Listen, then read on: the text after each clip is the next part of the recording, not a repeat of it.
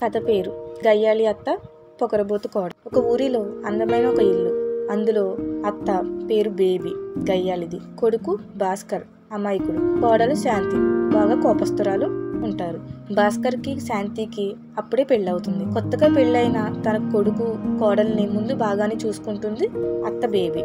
రాను రాను అత్తకి కోడలికి పడకపోవడం, గొడవలు స్టార్ట్ అయ్యాయి.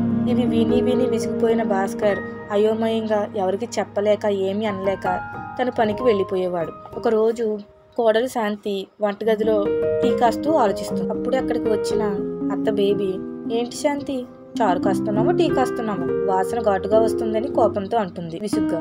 అప్పుడు కోడలు శాంతి, లేదు అత్త, టీ కాస్తున్నా అని వాసన చూస్తుంది. అసలు జరిగింది ఏంటంటే, టీ పొడి బదులు కారం పొడి వేస్తుంది కోడలు శాంతి. ఇంకా చేసేదేమీ లేక అత్త బేబీ కోపంతో వెళ్ళిపోయి బయట అటు ఇటు తిరుగుతూ ఆలోచిస్తుంది. అప్పుడు మనసులో, నా కొడుకు రావాలి, దీని పని చెప్పాలి. ఎవరైనా వచ్చిందో టీ పొడి బదులు కారం వేసి ఏమీ తెలియనట్టు నంగనాచి వేషాలు వేస్తుంది. అప్పుడు అక్కడికి కొడుకు భాస్కర్ స్కూటర్ మీద ఇంటికి వస్తాడు.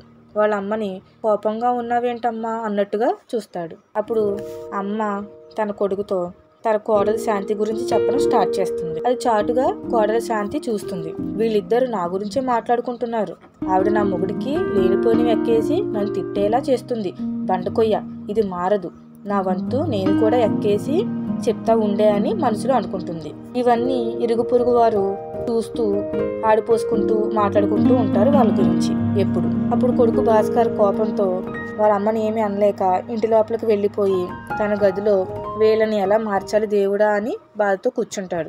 అప్పుడు కోడలు శాంతి తన అత్త బేబీ దగ్గరికి వచ్చి, ఏమి ఎక్కేసి చెప్పేశారో మరి, మా ఆయన బాధతో వెళ్ళిపోయాడు అంటూ లోపలికి వెళ్ళిపోతుంది. ఇంటికి వచ్చిన తన కొడుకుకి ముందే చెప్పకుండా ఉండాల్సిందే అని తనలో తాను అనుకొని బాధపడుతూ కొడుకు భాస్కర్ గదిలోకి వెళ్ళి అంటుంది, ఎందుకు బాధపడుతున్నావురా, అలా అయిపోయావు అని మాట్లాడుతుంది. అప్పుడు కొడుకు, మీ గురించే నా బాధ అంతా. ఎప్పుడు తిట్టుకుంటూ అరుచుకుంటూ గొడవలు పడుతుంటే అందరూ అది చూసి విని మన ఇంటి విషయాల గురించే మాట్లాడుకుంటున్నారు. ఇంట్లో ఉండే మీకేం తెలుస్తుంది, బయటకు వెళ్ళే నాకు తెలుస్తుంది బాధ.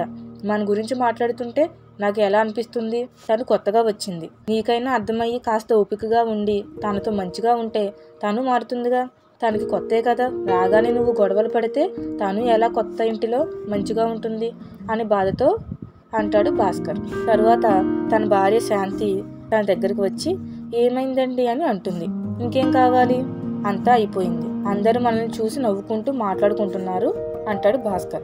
నువ్వైనా మీ అమ్మ లాంటిదని అనుకుని తిట్టినా కాస్త ఓపికగా ఉంటే మళ్ళీ మా అమ్మ నీతో మంచిగా ఉంటుంది కదా, ఎక్కడ నాకు మనశ్శాంతి లేకుండా చేస్తున్నావు అనుకుని తల్లి మనసు నీతో గొడవ పడేలా చేస్తుంది అంతే అని బాధతో అంటాడు.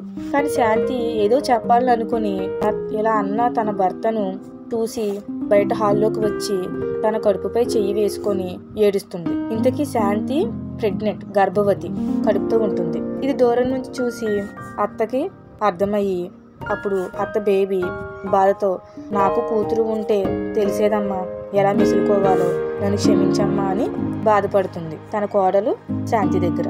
లేదు అత్తయ్య, మిమ్మల్ని నా తల్లిలా అనుకుని ఉండక నేనే మిమ్మల్ని విసిగించాను అని కాళ్ళని పట్టుకుంటుంది కోడలు శాంతి. అప్పుడు అత్త బేబీ శాంతిని పట్టుకుని ఆనందంతో ఇంకా ఏ గొడవలు పడకుండా మంచిగా చూసుకుంటా అమ్మా అని సంతోషంగా ఉంటుంది. కొడుకు భాస్కర్ తన కోడలు శాంతిని బాగా చూసుకుంటుంది అత్త బేబీ. వీళ్ళు ఆనందంగా ఉంటారు. అప్పుడు తప్పుగా మాట్లాడుకున్న ఇరుగు పొరుగు వాళ్ళే వీళ్ళ గురించి మంచిగా మాట్లాడుకుంటూ వీళ్ళ గురించి చెప్పుకుంటూ మంచిగా ఉంటారు.